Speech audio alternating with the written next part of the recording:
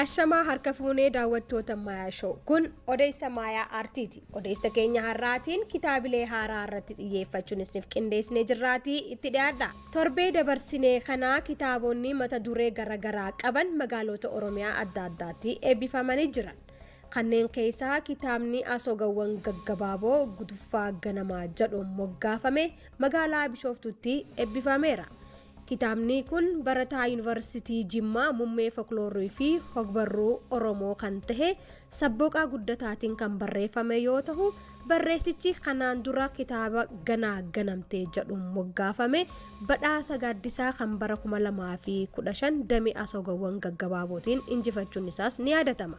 Kitaabni isaa guduffaa ganamaa jedhuun moggaafame kun ammoo torbee dabarsinee kana eebbifamee jira. Kitaabichi asoogawwan gaggabaaboo 8 ol of keessatti hammachuun hayyootaa fi barreessitoota gameessaatiin gulaalamuun maxxanfame dubbistootaaf dhiyaatee jira.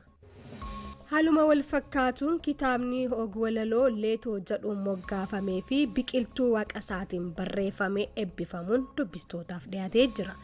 Kitaabni kun mata dureewwan Ogwalaloo 125 hammachuun fuula 181 qindaa'ee jira.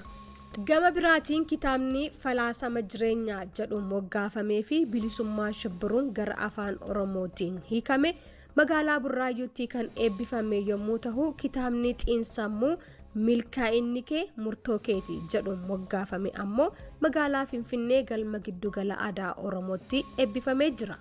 Barreessaan kitaaba kanaas barsiisaa yuunivarsiitii Amboo kan ta'e Injiinar Badhaasaa Firrisaa yommuu ta'u, boqonnaalee 11 fi fuula 220 qindeessuun dubbistootaaf dhiyeessee jira. Odeessa keenya maayitiin ammoo muddee 7 bara 2016 waaree booda za'aa 7 fi cinaarraa eegalee magaalaa Finfinnee hoteela Ilillii Intarnaashinaalitti kitaabni walaloo Iyyata jedhuun moggaafame ni eebbifama. Kitaabni kun ogeessa fayyaa kan ta'e Waadaa Geetaachootiin kan barreeffame yommuu ta'u, walaloowwan mata duree 88 fi fuula 133 qindeessee maxxansisuun eebbaaf qopheessee jira. Qabiyyeen kitaabichaatis akka waliigalaatti jiruuf jireenya hawaasaa irratti kan xiyyeeffate ta'uusaatis odeeffannee jirra. Odeessi keenya kanumaa sagantaa Maayaa Show waliin turtii gaarii.